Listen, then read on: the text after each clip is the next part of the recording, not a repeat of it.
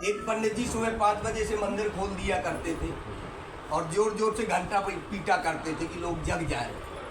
लोगों क्या, वो तो भगवान को जगाते थे। भाई मंदिर खोला जाएगा तो पहले घंटा पीटा जाएगा, बजाया जाएगा, तभी तो भगवान जगेंगे। हम लोग भी मंदिर जाते हैं, घंटी बजा करके जाते हैं कि प्रभु आपका भक्त आ रहा है, ध्यान रखिए। घंटा बजाने का तात्पर्य क्या होता है? इसीलिए घंटा दरवाजे पर टांगा जाता है। हम मंदिर जाए तो पहले प्रभु को सूचित किया जाता है। किसी के घर जाते हो तो डोरबेल बजाते हो कि नहीं बजाते हो? ये भी डोरबेल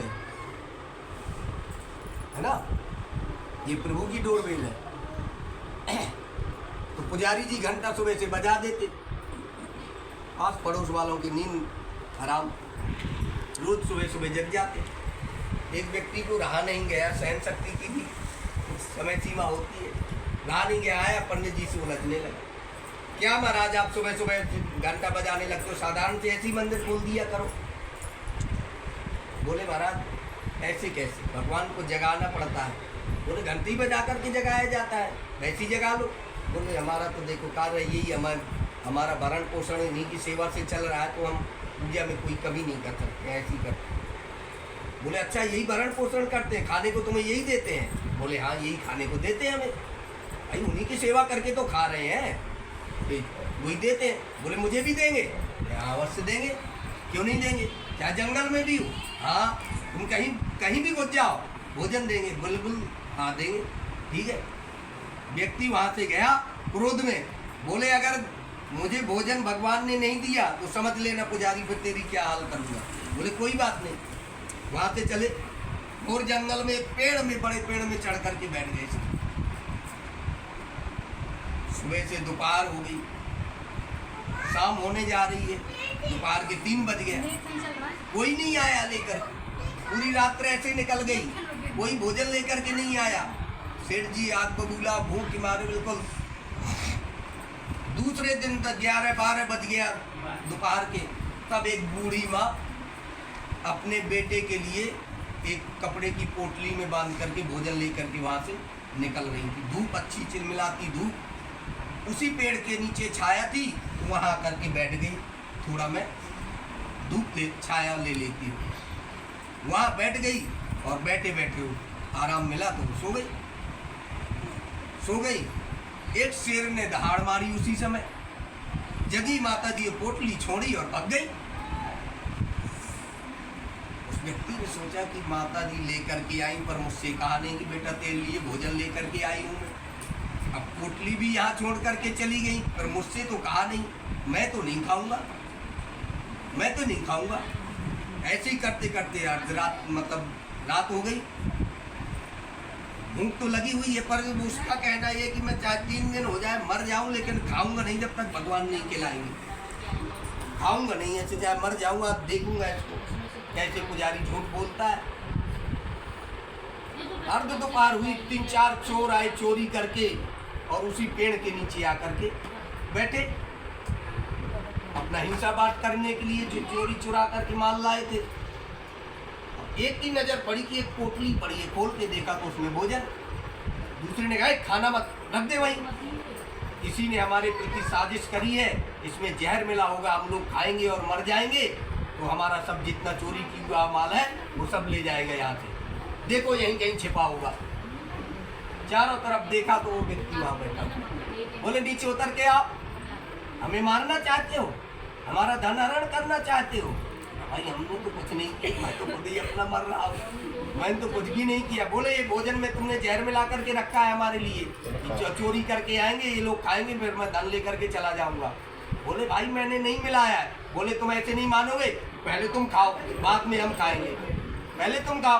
बोले नहीं मैं नहीं खाऊंगा, मेरा तो भगवान मुझे खिलाने आएगा, जब खाऊंगा चाहे मर जाऊंगा, मैं नहीं खाऊंगा। बोला खाएगा कि नहीं खा, मार मार के मरा कर दिया, नहीं खाऊंगा। फिर गणपति पे लगा दी, बोला खा रहा है कि नहीं खा रहा है?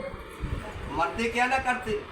बोला बस समझ गया प्रभु भगवान आते हैं खिलाने के लिए, मार मार के खिलाते हैं। आज समझ गया कि भगवान मार मार के भी खिलाते हैं, अगर प्रेम से नहीं खा रहा तो मार मार के भी आज मुझे खिलवाया भगवान ने।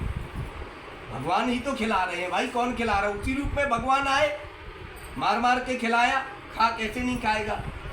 मंदिर तुरंत आए, पुजारी जी के चरणों में गिरे, बोले महाराज आपने बिल्कुल सही कहा था, अगर प्रेम से नहीं कोई खाता है तो मार मार के खिलाया जाता है। मुझे मार मार के खिला दे तो पूरी शरीर लाल लाल कर दिया, मार मार के खिलाया मुझे। बोलो वृंदावन बिहारी। अथ पंचमोध्याय राजा तुंगध्वज और गोपगणों की कथा श्रुतुवाचा अथान्यच्च प्रवच्यामि सुरत्तम मुनि सत्तमा आसीत् तुंगध्वजो राजा प्रजापालन तत्परा। श्री सूत जी बोले, हे श्रेष्ठ मुनियों, अब इसके बाद मैं दूसरी कथा कहूँगा, आप लोग सुने। अपनी प्रजा का पालन करने में तत्पर तुंगध्वज नाम का एक राजा था। उसने सत्यदेव के प्रसाद का परित्याग करके बहुत दुख प्राप्त किया। एक बार वह वन में जाकर वहाँ बहुत से पशुओं को मारकर वटवृक्ष के नीचे आया। वहाँ उसने देखा कि गोपगण बंधु बांधवों के साथ संतुष्ट होकर भक्ति पूर्वक भगवान सत्यदेव का पूजन कर रहे हैं। राजा यह देखकर भी अहंकारवश न तो वहाँ गया और न ही उसने भगवान को प्रणाम ही किया। एक व्यक्ति को सेठ जी थे, श्रीमती जी रोज कहती कि गांव में भागवत कथा हो रही है, कम से कम एक दिन तो सुने आओ। 3 दिन की कथा हो गई, आज चौथा दिन है, सुने आओ। सेठ जी ने कहा, यार रोज अंगली कर रही है, घर में खिटपिट होगी, चलो आज सुने ही आता हूँ। सेठ जी पहुंच गए कथा सुनने के लिए। व्यास जी आकर के एक व्यास गद्दी पे बैठे ही थे और जैसे सेठ जी वहाँ पहुँचे तो किसी ने अपना आसन दे दिया। आइए आइए सेठ जी, कोई सम्मानीय व्यक्ति अगर जाएगा तो उसको कहा जाएगा आइए आइए बैठिए।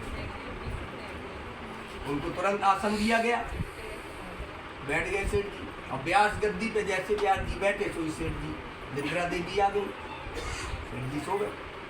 कथा पूरी हुई, जयकारा लगे, सेठ जी नहीं जगे, सो रहे हैं। सबने प्रसाद लिया और चले गए। अब केवल 2 व्यक्ति बैठे, और एक तो सेठ जी सो रहे हैं आराम से, दूसरे जिन्होंने अपना आसन दिया बेचारे वो भी बैठे। सेठ जी जगे तब हम आसन लेकर के जाएं अपना।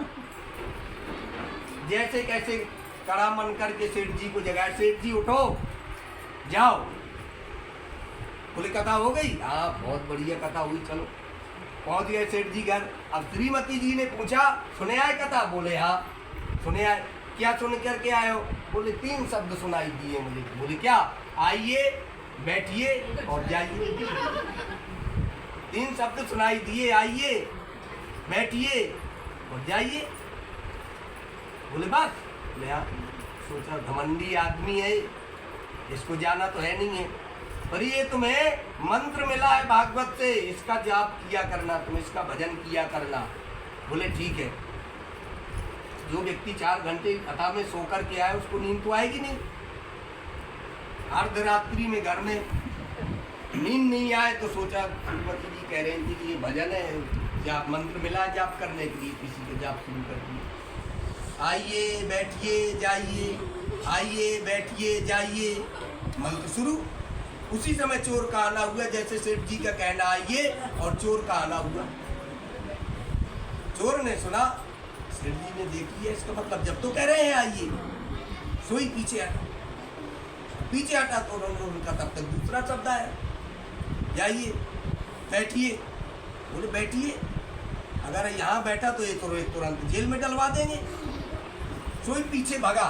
बोले फिर जाइए, आइए, बैठिए और जाइए। जब भगा तो उन्होंने कहा जाइए, तो सोचा कि अब तो इन्होंने पहचान ही लिया है और मैं यहाँ से अगर भाग गया तो सुबह पुलिस को बुला करके डंडे पड़वाएंगे। सोई आ गया सामने और जितना सम्मान लिया हुआ था सब सेठ जी के चरणों में अर्पण कर दिया, हाथ जोड़ करके खड़ा हो गया।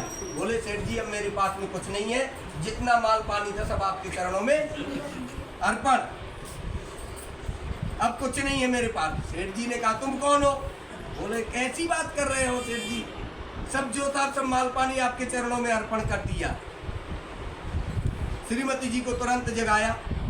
बोले देवी उठो। बोले सोने नहीं दे रहे हो, क्या हुआ? बोले देखो तुमने सही कहा था, इतना सुंदर मंत्र एक दिन में सिद्ध हो गया। बोले कैसे? बोले देखो चोर चोरी करके जा रहा था, सब माल पानी यहाँ रख गया, हाथ जोड़ करके खड़ा हुआ है। तो श्रीमती जी ने कहा अगर भागवत कथा से अच्छे के शब्द, अच्छा का मंत्र लेकर के आते तो काम, क्रोध, लोभ, मोह, मद, मत्सर आदि जो हमारे शरीर के अंदर चोर भरे पड़े हुए हैं, ये सब तुम्हारे नतमस्तक हो जाते। इसलिए कथा सुन करके अच्छे से आते तो सब ये नतमस्तक हो जाते। बोले वृंदावन बिहारी लाल। झूठे मूठे के शब्द से अगर चोर नतमस्तक हो गया तो अच्छी कथा से अच्छा मंत्र लेकर के आते तो सब जो अंदर तुम्हारे भरे हुए हैं ये सब नतमस्तक हो जाते। अथ पंचमोध्याय। सूत जी बोले हे श्रेष्ठ मुनियों, अब इसके बाद मैं दूसरी कथा कहूँगा, आप लोग सुने। अपनी प्रजा का पालन करने में तत्पर तुंगध्वज नाम का एक राजा था। उसने सत्यदेव का प्रसाद का परित्याग करके बहुत दुख प्राप्त किया। एक बार वह वन में जाकर वहाँ बहुत सी पशुओं को मारकर वटवृक्ष के नीचे आया। वहाँ उसने देखा कि गोपगण बंधु बांधवों के साथ संतुष्ट होकर भक्ति पूर्वक भगवान सत्यदेव की पूजा कर रहे हैं। राजा यह देखकर भी अहंकार वश न तो वहाँ गया और भगवान श्री सत्यनारायण को प्रणाम भी नहीं किया। इसके बाद पूजन के अनंतर सभी गोपगण भगवान का प्रसाद राजा के समीप रखकर वहाँ से लौट आए और इच्छा अनुसार उन सभी ने भगवान का प्रसाद ग्रहण किया। इधर राजा को प्रसाद का परित्याग करने से बहुत दुख प्राप्त हुआ। उसका संपूर्ण धन धान एवं सभी सौपुत्र नष्ट हो गए। राजा ने मन में निश्चय किया कि अवश्य भगवान श्री सत्यनारायण ने हमारा नाश कर दिया है, इसलिए मुझे वहीं जाना चाहिए जहाँ श्री सत्यनारायण भगवान का पूजन हो रहा था। ऐसा मन में निश्चय करके वह राजा गोपगणों के समीप गया और उसने गोपगणों के साथ भक्ति और श्रद्धा से युक्त होकर विधि पूर्वक भगवान सत्यदेव की पूजा की। भगवान श्री सत्यनारायण की कृपा से वह धन पुनः धन और पुत्रों से संपन्न हो गया तथा इस लोक में सभी सुखों का भोग प्राप्त करके अंत में सत्यपुर वैकुंठ लोक को चला गया। बोले श्री सूत जी कहते, जो व्यक्ति इस परम दुर्लभ श्री सत्यनारायण भगवान के व्रत को करता है और पुण्यमयी तथा फल प्रदानी भगवान की कथा को भक्ति युक्त होकर के सुनता है, उसके भगवान श्री सत्यनारायण की कृपा से धन धान्य आदि की प्राप्ति होती है। दरिद्र धनवान हो जाता है, बंधन में पड़ा हुआ बंधन से मुक्त हो जाता है, डरा हुआ व्यक्ति भय से मुक्त हो जाता है। यह सत्य बात है, इसमें कोई संशय नहीं है। इसलिए इस लोक में सभी सुखों का भोग प्राप्त करके अंत में सत्यपुर वैकुंठ लोक हो जाता है। ब्राह्मणों, इस प्रकार मैंने आप लोगों से भगवान श्री सत्यनारायण के व्रत को कहा, जिसे करके मनुष्य सभी दुखों से मुक्त हो जाता है। कलयुग में तो भगवान सत्यदेव की पूजा विशेष फल प्रदान करने वाली है। भगवान विष्णु को ही कुछ लोग काल, कुछ लोग सत्य, कोई ईश, कोई सत्यदेव तथा दूसरे लोग सत्यनारायण नाम से कहेंगे। अनेक रूप धारण करके भगवान श्री सत्यनारायण सभी का मनोरथ सिद्ध करते हैं। कलयुग में सनातन भगवान विष्णु ही सत्यव्रत रूप धारण करके सभी का मनोरथ पूर्ण करने वाले होंगे।